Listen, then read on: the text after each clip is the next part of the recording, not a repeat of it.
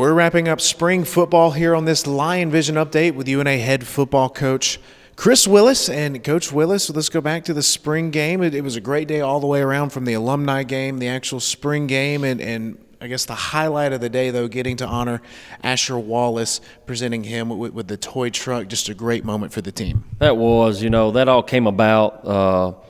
Summerford brought it to Megan's attention, and Megan brought it to me. I took it to the team, and throughout the entire week, we were sharing his story. I'd give them bits and pieces, learning a little bit about him and his family.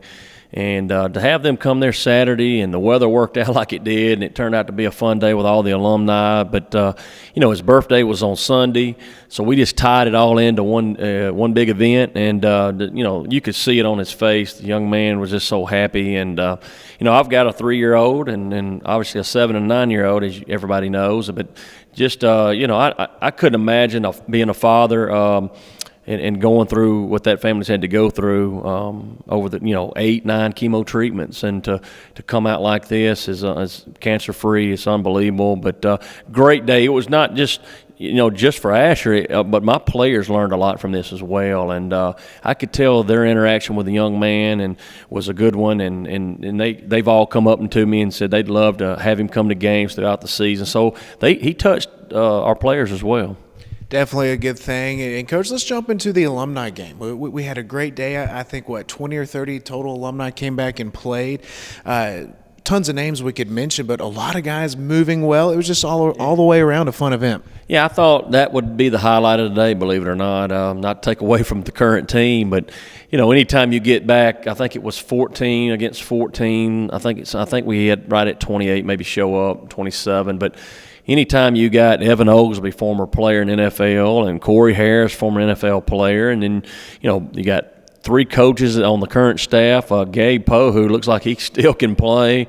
Blake Ferris caught some touchdown passes. Coach Borden didn't want to play a whole lot. He was worried about, coaching the game coming up, didn't want to have an injury. But I tell you what, when he was in there, he got a sack, I believe it was. And Chris Gunn and Luke Wingo going back and forth on the big plays. It was just a fun day to have all them guys come back to come back and do that for the team and meet some of the current players. And that tells you how much they love their school. And hopefully we can continue this and continue to grow. I'd like to maybe make it an every-year deal for the spring game. We'll see. We got to sit down and talk about the logistics of it, and hopefully it can work out depending on the weather and stuff.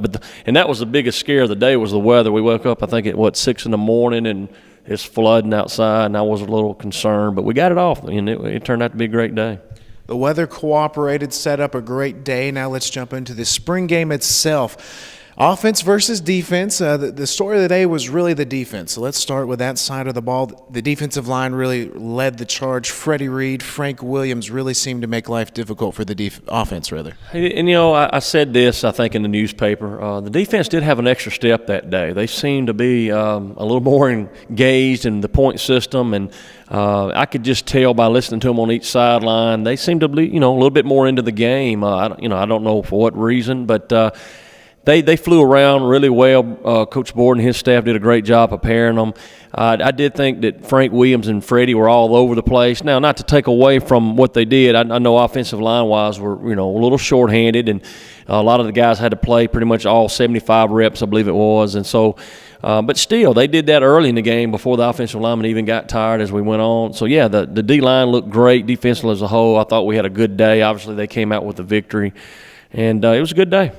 Were there any other players defensively that stood out to you?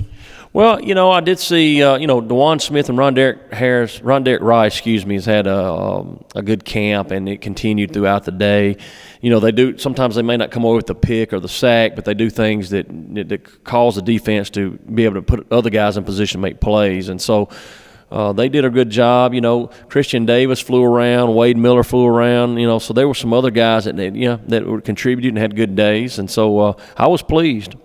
Offensively, we got off to a slow start. Blake Hawkins, those settled in, make some nice plays. But to me, what I took away from the offense was we have a lot of skill guys that we have an opportunity to get the ball to out in space. We do.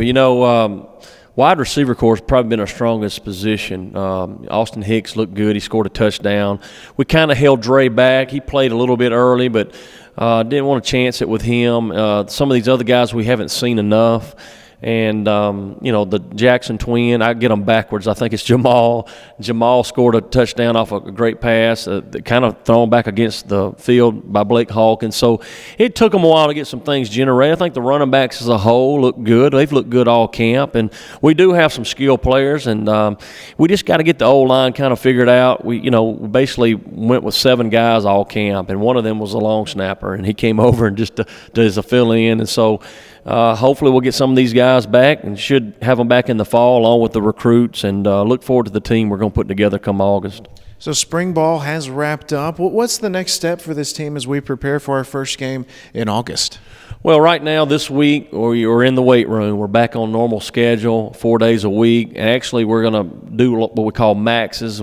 Each lift has got a max, and we're going to do some testing Wednesday outside on the 40-yard dash. We're going to get the end of the semester numbers. And after that, we're going to turn them loose, give them some time away, and we're going to pick back up, I think, May the 22nd. The weight room opens back up for the guys that will be here, and Coach Herring will be here, full swing ahead, and here we go. And then it goes, really just focusing on where they're going to be. Summer school, who needs summer school, who don't need the summer school classes. What we get done between May and July before we report is going to be the difference. I don't believe in reporting and trying to get guys in shape. They need to come in shape and ready to play, so we can start working on fundamentals and teaching of the scheme. And so it's important that we find some leadership over the summer and see if these guys are going to be accountable and be up here all summer. And I think they will be. I had a team meeting last night. We gave out our rings and had a lot of good feedback on a lot of guys that's going to be here all summer.